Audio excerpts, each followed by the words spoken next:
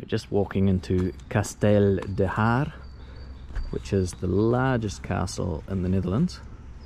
It was only built in the 1800s, so it's not that old in the scheme of things, and it was actually built by a rich family who obviously wanted their castle to be the biggest.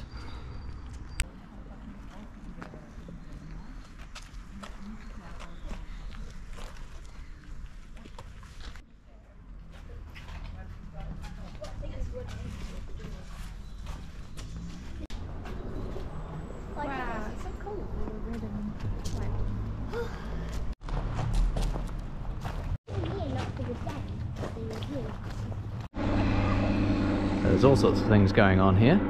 There's a little helicopter flying over. Anna's trying to get the kids to pose like the statues. And we're heading up to the main entrance of the castle.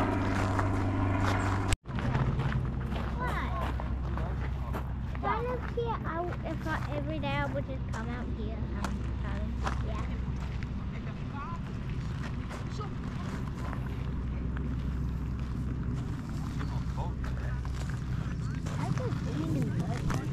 Seriously?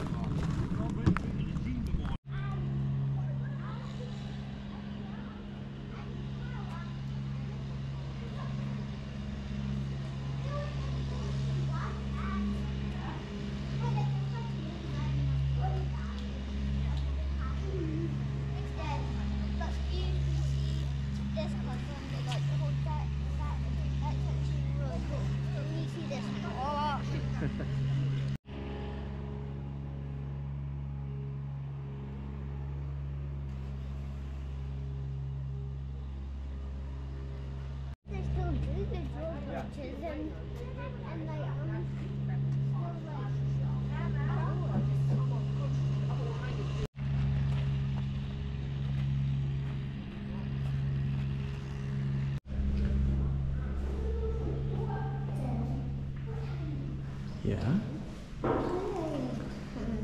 See the castle with a gold ceiling? Different size door there.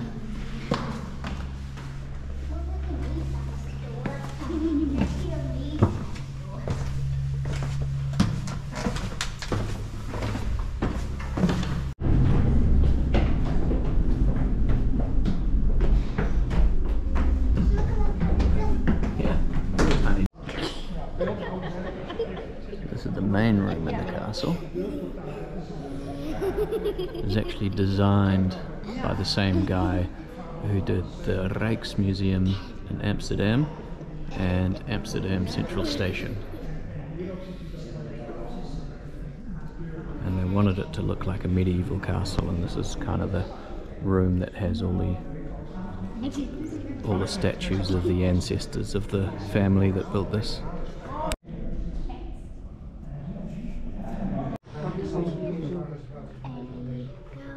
Dining room. This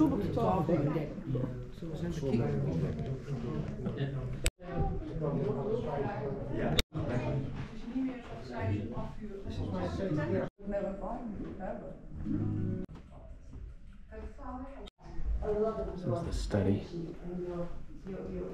Amazing brass and wooden cannon.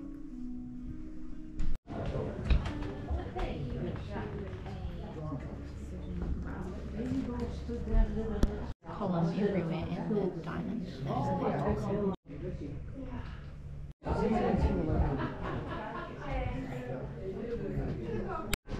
This must have been the watch. Yeah, so every room's had a massive tapestry, but this room has two huge ones. And also, the fireplaces have just gotten bigger and bigger in each room. Incredible small carriage for the kids, and then some sleds and a cart. So that's the uniform of Baron Etienne, one of the barons, and he was in the Order of Malta. That's what the cross. Sounds like Baron ATM. Yes. What's in here, buddy? Explain this to us. Oh, looks like a hairdressing salon. Yeah. Yeah? Look.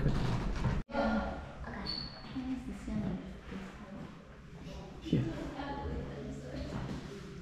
So they've certainly spared no expense with the ceilings in this place.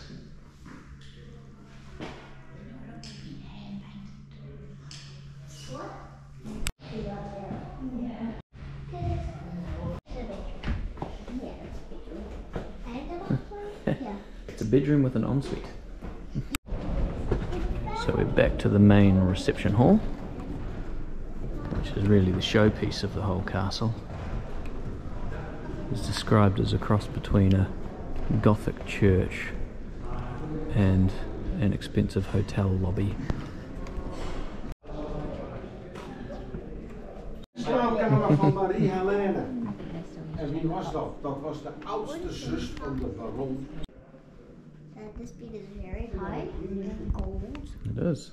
It's got its little office in the corner and a card. Type in here. I would sleep in this room. This one's a bit more minimalist. Yeah.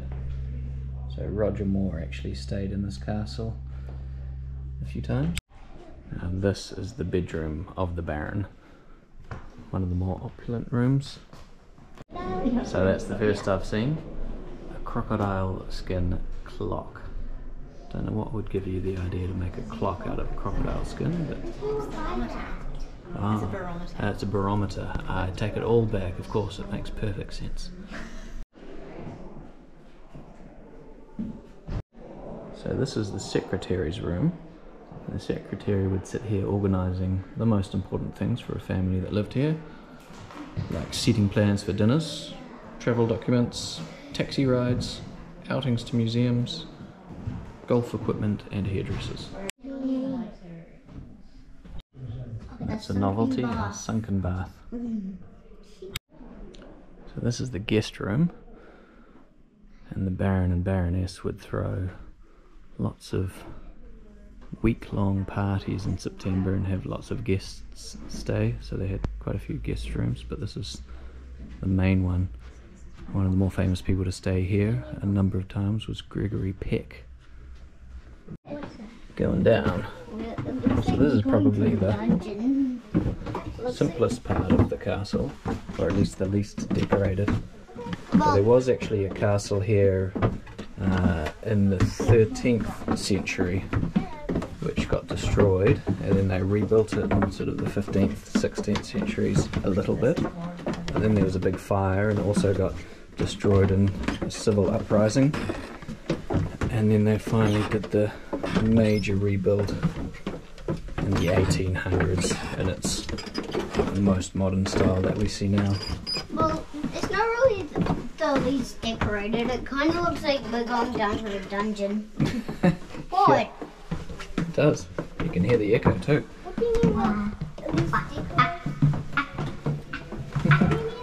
And the dungeon is a pantry with a scullery. And the kitchen.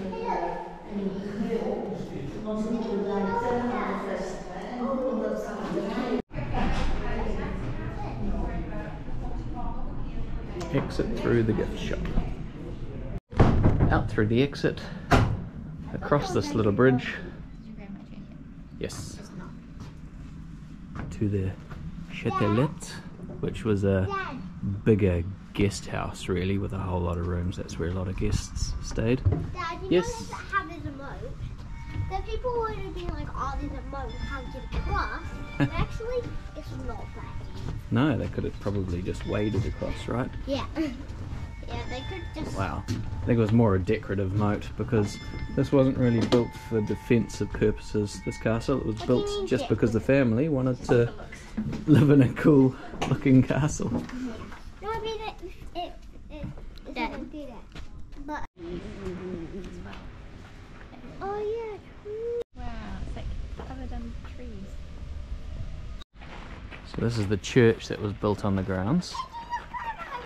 It was the same architect that designed the castle, and he had actually designed 80 churches around Holland, so he was well used to designing stuff like this.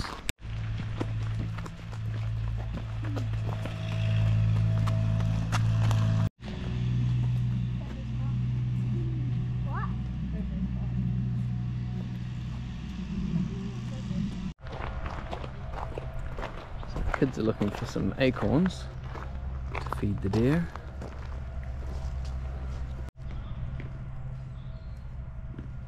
Here we go. Pass me one, Dibs. Oh,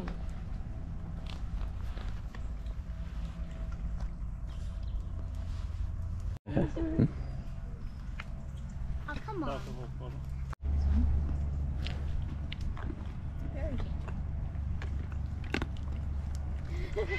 A bit more, madam. Because I was eating it.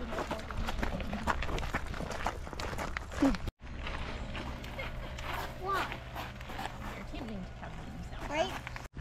I did it. Another stately home, another maze.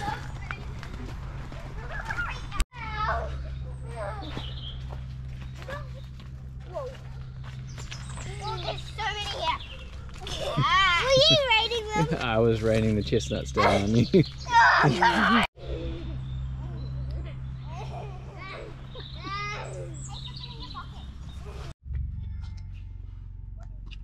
So that was Kasteel de Haar. So these days it's owned by a private trust which runs it as a museum, as part of the museum network in Holland. The family sold it to the private trust a while ago, but they still get exclusive use of an apartment in one of the houses on the estate, so they can use that for holidays, etc. There was also a whole lot of land, a lot of it's still with it, but some of the land was sold to a golf course as well. And the von Zuylen family was a noble family for centuries, barons and baronesses, but the title only passes down through the male line, and the last baron had 2 daughters, so they're both baronesses, but that's it, they can't pass the title down to anybody else. You mean if we were F? What did that say?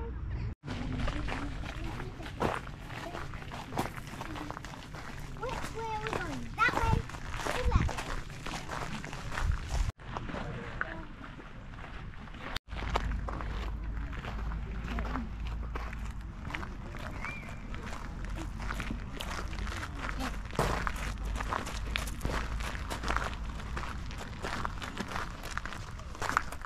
What brings you here today? I'm the king and he's... I'm the queen and he's the king. No, I'm a soldier. Sitting under the family crest of the von Zuylens.